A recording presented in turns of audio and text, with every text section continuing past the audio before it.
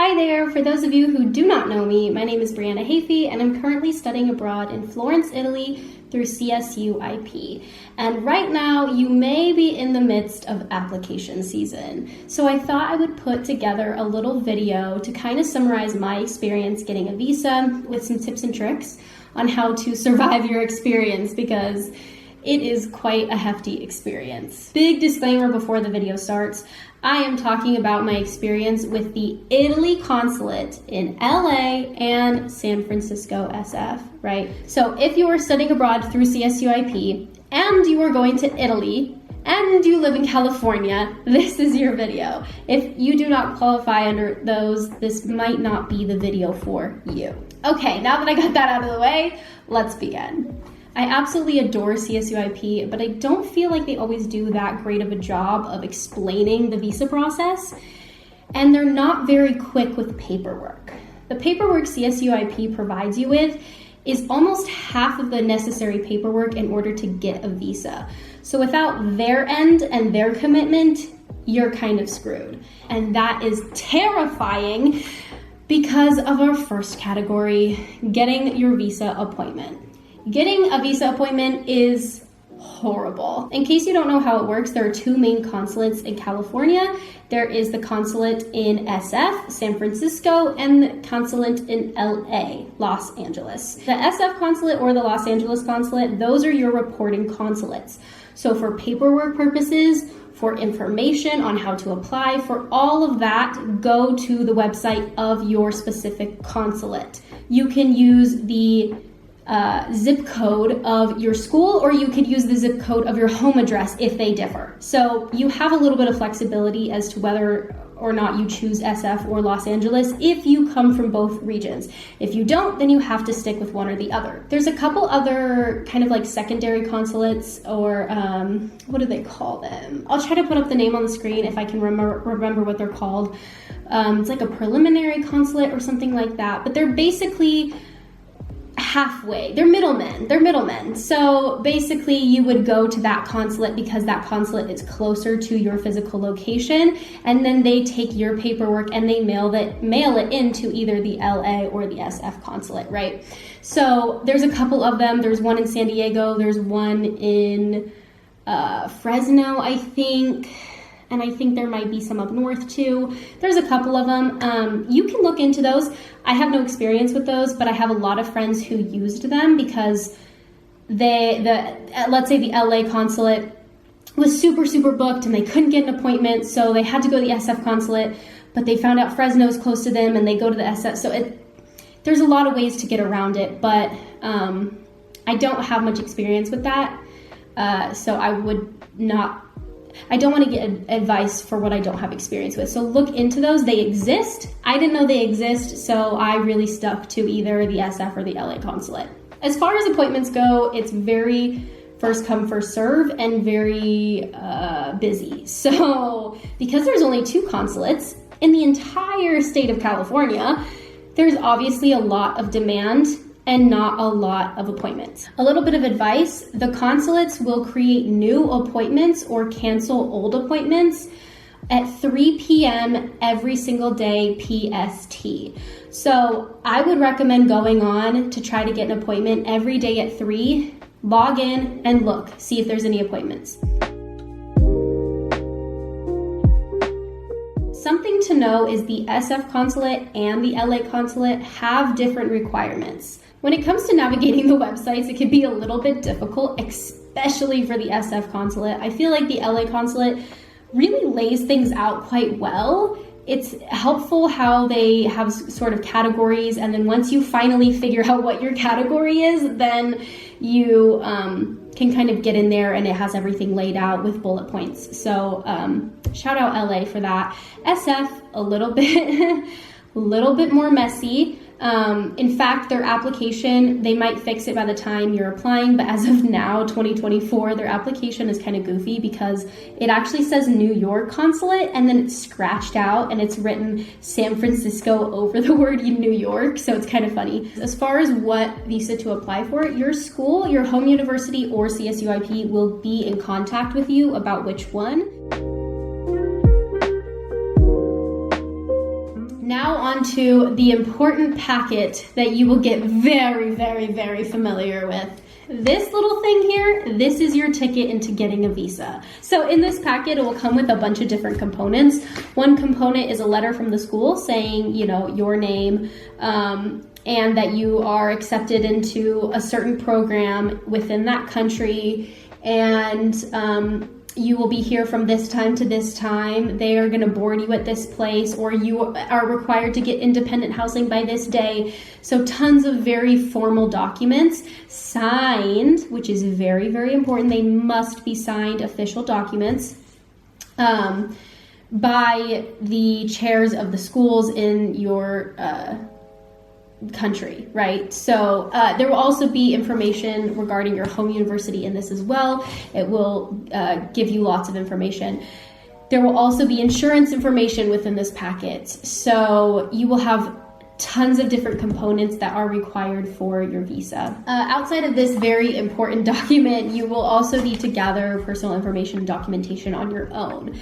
I will list off a few things that I had to gather, but that's as of 2024, right? Countries and consulates always have the right to change what documentation they require for people to enter the country.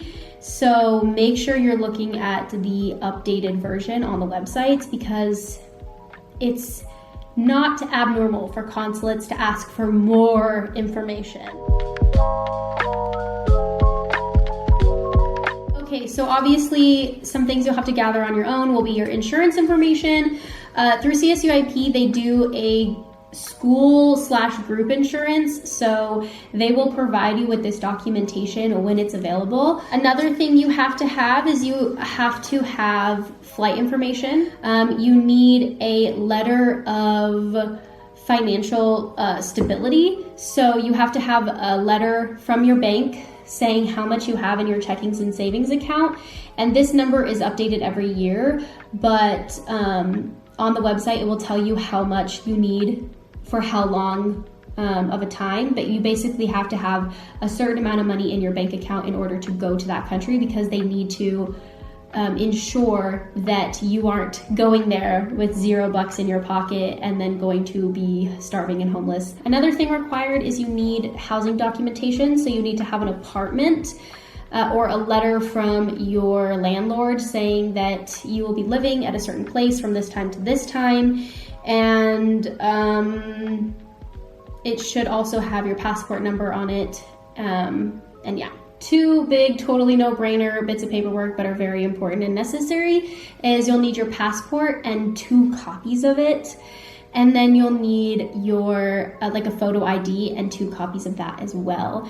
So a school ID won't cut it. It needs to be a government issued ID. So you'll have to either have like a driver's license or some sort of government issued ID. Then you're gonna need mailing paperwork. So one thing to know for the LA consulate, they'll have you sign a physical form that basically says, if we lose your passport in the mail, it's not our fault. So that's something to keep in mind too. As far as booking appointments, you physically hand them your passport and they take your passport, because the visa, when you get it, it's a sticker that goes inside your passport and they put it in there. So they'll randomly put it on a page in there and then they mail you back your passport. So if you book an appointment like 3 months before you go, right, you won't have your passport until they mail it back to you. So if they get super backed up and it takes them 2 weeks to get it back to you, you won't have your passport. So try not to book any trips while you're applying for your visa, because you'll need that passport to be able to be handed to them. But yes, so you sign that form that says, you know, I consent to you handling and mailing my passport. And then you'll need to come with it's like a folder that's about this size, and they're white, and it's basically like a folder, a prepaid package to mail your passport back to you. So I went into FedEx and I literally just bought like a standard envelope like this. It's about this size and it's white, and then I bought like super expedient shipping, and it cost me around $18, and it was like they once it gets in the mail, it'll take 3 days or whatever to get to me. So that's what I did, just because I was worried about timelines. But you can also get standard shipping, or you could get like the overnight shipping that's really, really expensive. But that was like $80 at the time, and I wasn't about to spend that. So you'll have to have those 2 bits of information as well. The last and biggest part is obviously the application itself, but those are relatively straightforward. You just find them on the website, either the SF website or the LA website, and you print those out, fill them out. They have a lot of personal information. The LA Consulate one is all in English, which is really helpful. The SF one is in like English and Italian, so that one's a little bit harder to navigate. However, they're both basically the same application, so if you wanted to, you could print out the LA one and have it next to you and be reading the English on the LA one and then filling out the SF one, if that makes any sense, like if you're going to SF. Once you gather all of your paperwork and all of the copies of your paperwork, next is actually going to the appointment. I was recommended to dress in sort of casual business attire, and I liked doing that. I felt like I was treated with respect, but I also saw a lot of other students not dress that way, so I know it's possible to just go in jeans and a t-shirt, but I would recommend, it's an official consulate. It's kind of like going to the court. It feels very similar, so I might recommend just some nice black slacks and a nice t-shirt. So I guess not a t-shirt, but a what would you call it? Just a shirt. I don't know, blouse, a button-up, whatever you want to call it.